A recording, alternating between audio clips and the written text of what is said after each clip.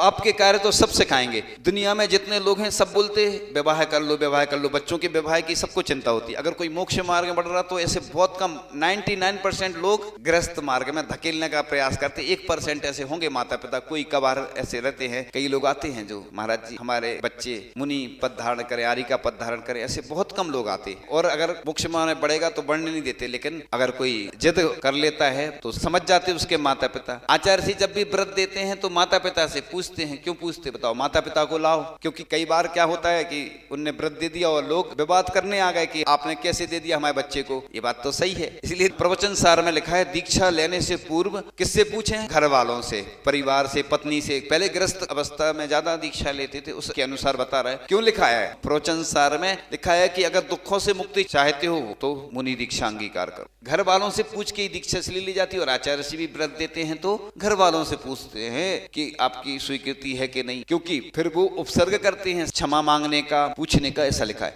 लेकिन फिर आगे ये भी लिखा है कि अगर घर के लोग अनुमति नहीं देने, अपने वैराग्य प्रबल है अपना, तो भी दीक्षा लेना। घर वाले मना करें तो भी दीक्षा लेना। लेकिन पूछना इसलिए पड़ता है, जैसे नो ड्यूज सर्टिफिकेट लगता है गवर्नमेंट में। आप कोई जमीन खरीदोगे तो नगर पालिका और भी कई ऐसे विभाग रहते हैं, उनसे अनुमति लेना पड़ती है। नो ड्यूज मतलब है ना, नो ड्यूज सर्टिफिकेट लगता है पहले कोई संपत्ति खरीदते हैं तो। इसी प्रकार से अपन इतने साल घर में रहे, इसलिए घर वालों से पूछ के अपन को आचार्य भी दीक्षा देते, अपन को भी उनसे पूछना चाहिए। क्यों पूछना चाहिए? क्योंकि उनका अधिकार होता है।